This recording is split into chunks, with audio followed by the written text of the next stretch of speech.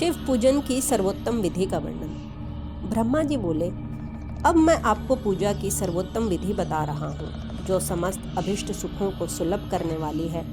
हे देवताओं तथा ऋषियों, आप लोग ध्यान देकर सुनो। उपासक को चाहिए कि वो ब्रह्म मुहूर्त में उठकर जगदम्बा पार्वती सहित भगवान शिव का स्मरण करे तथा हाथ जोड़ मस्तक झुकाकर भक्ति पूर्वक उनसे इस प्रकार प्रार्थना करे, हे देवेश्वर, उठिए उठिए, मेरे हृदय में शयन करने वाले देवता उठिए।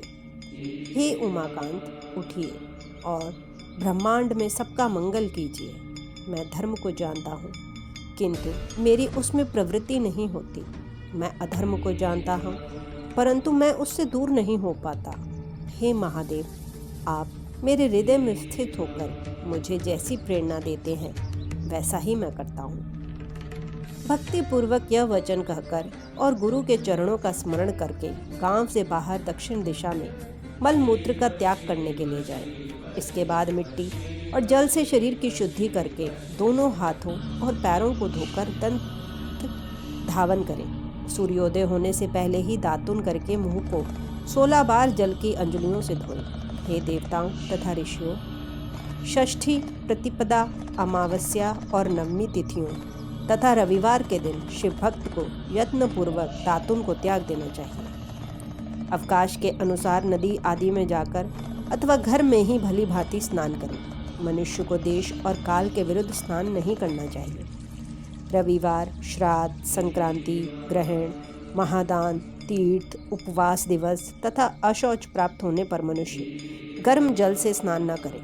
शिव भक्ति से युक्त मनुष्य तीर्थ आदि में प्रवाह के सम्मुख होकर स्नान करे। जो नहाने के पहले तेल लगाना चाहे, उसे विहित एवं निषिद्ध दिनों का विचार करके ही तैलाभ्यंग करना चाहिए। जो प्रतिदिन नियम पूर्वक तेल लगाता हो, उसके लिए किसी भी दिन तेलाभ्यंग करना दोषपूर्ण नहीं है, अथवा जो तेल इत्र आदि से वासित हो, उसका लगाना किसी भी दिन दूषित नहीं है। श्राद्ध, ग्रहण, उपवास और प्रतिपदा के दिन तेल नहीं लगाना चाहिए। सरसों का तेल ग्रहण को छोड़कर किसी भी दिन दूषित नहीं होता। इस तरह देश काल का विचार करके ही विधि पूर्वक स्नान करें। स्नान के समय अपने मुख को उत्तर तथा पूर्व की ओर रखना चाहिए। उच्छिष्ट वस्त्र धारण करके स्नान कभी न करें। शुद्ध वस्त्र धारण करके इष्ट देव का स्मरण करते हुए स्नान करना चाहिए। जिस वस्त्र को दूसरे ने धारण किया हो तथा जिसे स्वयं रात में धारण किया गया हो, उससे तभी स्नान किया जा सकता है जब उसे धो लिया गया। इसके पश्चात देवताओं, ऋषियों तथा पितरों की तृप्ति देने वाला तर्पण करना चाहिए। उसके बाद धुला हुआ वस्त्र पहने और आचमन करें। वेश तिजो तदनंतर गोबर आदि से लीप पोतकर स्वच्छ किए हुए शुद्ध स्थान में जाकर वहां सुंदर आसन की व्यवस्था करें। वह आसन विशुद्ध काष्ठ का बना हुआ, पूरा फैला हुआ तथा चित्रमय होना चाहिए। ऐसा आसन संपूर्ण अभिष्ट फलों को देने वाला है। उसके ऊपर बिछौने के लिए यथा योग्य मृग चर्म आदि ग्रहण करें। शुद्ध बुद्धि वाला पुरुष उस आसन पर बैठकर भस्म से त्रिपुंड लगाए। त्रिपुंड से जप तप तथा दान सफल होते हैं। भस्म के अभाव में त्रिपुंड का साधन जल आदि बताया गया है। इस तरह त्रिपुंड करके मनुष्य रुद्राक्ष धारण करे और अपने संध्योपासना आदि नित्य कर्म का संपादन करके पुनः शिव की आराधना करें। तत्पश्चात 3 बार मंत्र पूर्वक आचमन करें अथवा गंगा बिंदु ऐसा उच्चारण करते हुए 1 बार आचमन करें। तत्पश्चात वहां शिव की पूजा के लिए अन्न और जल लाकर रखें। दूसरी कोई भी जो वस्तु आवश्यक हो, उसे यथाशक्ति जुटाकर अपने पास रखें। इस प्रकार पूजन सामग्री का संग्रह करके वहां धैर्य धारण करके जल, गंध और अक्षत से युक्त 1 अर्घ पात्र लेकर उसे दाहिने भाग में रखें। उससे उपचार की सिद्धि होती है। फिर गुरु का स्मरण करके उनकी आज्ञा लेकर विधि पूर्वक सकाम संकल्प करके पराभक्ति से सपरिवार शिव का पूजन करें। एक मुद्रा दिखाकर सिंदूर आदि उपचारों द्वारा सिद्धि बुद्धि सहित विघ्नहारी गणेश का पूजन करें। लक्ष्य और लाभ से युक्त गणेश जी का पूजन करके उनके नाम के आदि में प्रणव तथा अंत में नमः जोड़कर नाम के साथ चतुर्थी विभक्ति का प्रयोग करते हुए नमस्कार करें। यथा ओम गणपतये नमः अथवा ओम लक्ष्य लाभ भ्युताय सिद्धि बुद्धि सहिताय गणपते नमः।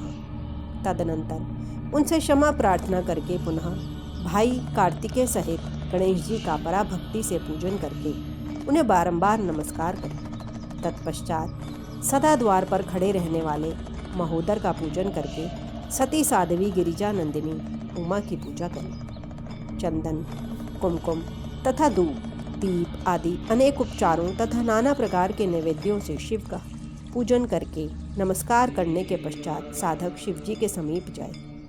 यथासंभव अपने घर में मिट्टी, सोना, चांदी, धातु या अन्य द्रव्य पारे आदि की शिव प्रतिमा बनाए और उसे नमस्कार करके भक्ति परायण होकर पूजा करें। उसकी पूजा हो जाने पर सभी देवता पूजित हो जाते हैं। मिट्टी का शिवलिंग बनाकर विधि पूर्वक उसकी स्थापना करें। अपने घर में रहने वाले लोगों को स्थापना संबंधी सभी नियमों का सर्वथा पालन करना चाहिए। भूत शुद्धि करके प्राण प्रतिष्ठा करें। शिवालय में दिक्पालों को भी स्थापना करके उनकी पूजा करें। घर में सदा मूल मंत्र का प्रयोग करके शिव की पूजा करनी चाहिए। घर में द्वारपालों के पूजन का सर्वथा नियम है, क्योंकि घर में जिस शिवलिंग की पूजा की जाती है उसमें सभी देवता प्रतिष्ठित रहते हैं। घर पर होने वाली शिव की पूजा के समय अंगों सहित तथा सपरिवार उन सदाशिव का आह्वान करके पूजन किया जाए, ऐसा कोई नियम नहीं है। भगवान शिव के समीप ही अपने लिए आसन की व्यवस्था करें। उस समय उत्तराभिमुख बैठकर आचमन करें। उसके बाद दोनों हाथों का प्रक्षालन करके प्राणायाम करें। प्राणायाम काल में मनुष्य को मूल मंत्र की 10 आवृत्तियां करनी चाहिए। हाथों से 5 मुद्राएं दिखाएं। यह पूजा का आवश्यक अंग है। इन मुद्राओं का प्रदर्शन करके ही मनुष्य पूजा विधि का अनुसरण करे। तदनंतर वहां दीप निवेदन करके गुरु को नमस्कार करे और पद्मासन या भद्रासन बांधकर बैठे अथवा उत्तानासन या पर्यंकासन का आश्रय लेकर सुखपूर्वक बैठे और पुनः पूजन का प्रयोग करें।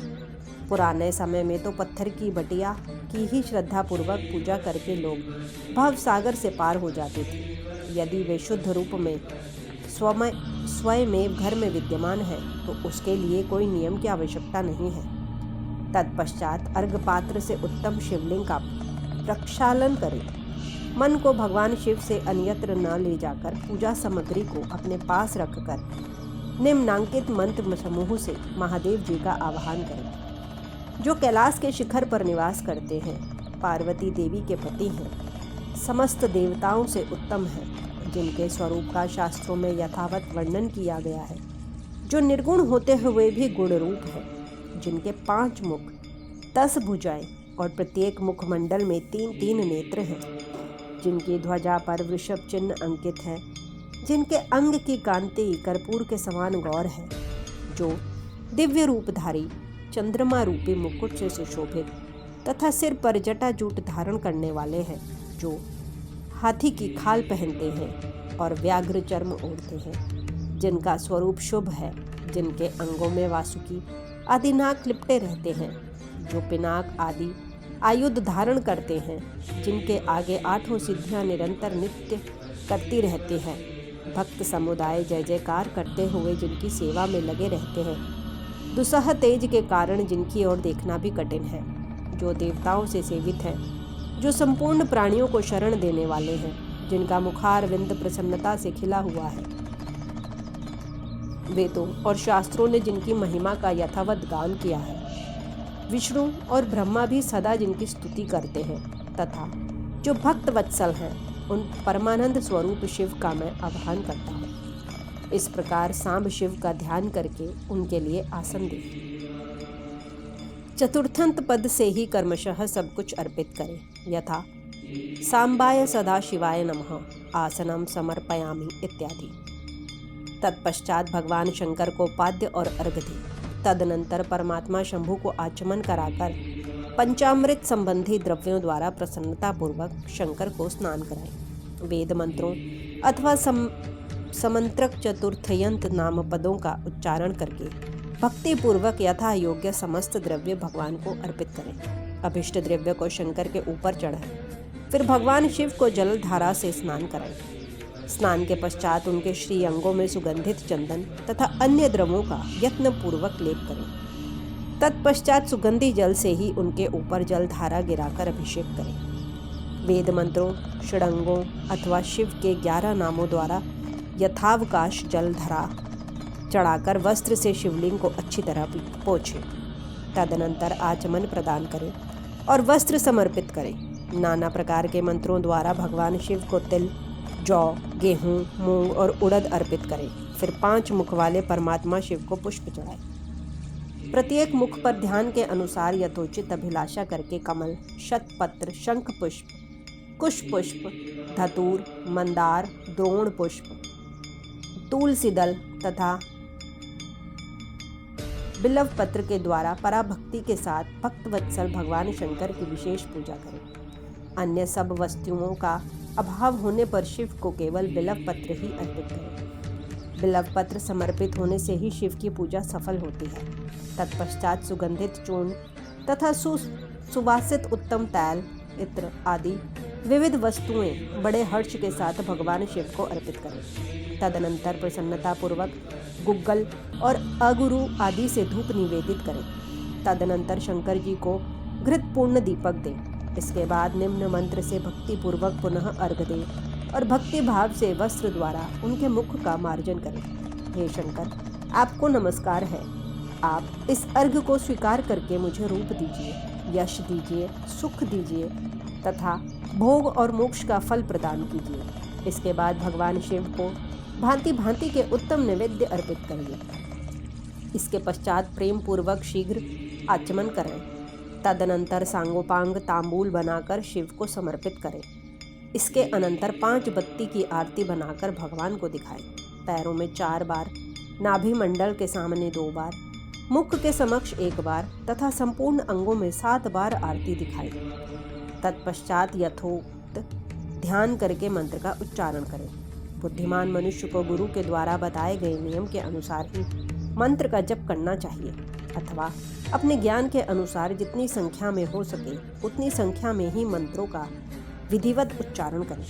प्रेम पूर्वक नाना प्रकार के स्त्रोतों से वृषभ ध्वज शंकर की स्तुति करें। तत्पश्चात धीरे धीरे शिव की परिक्रमा करें। इसके बाद भक्त पुरुष साष्टांग प्रणाम करें और शिव की प्रसन्नता के लिए उन परमेश्वर शंकर को इस मंत्र से भक्ति पूर्वक पुष्पांजलि दी।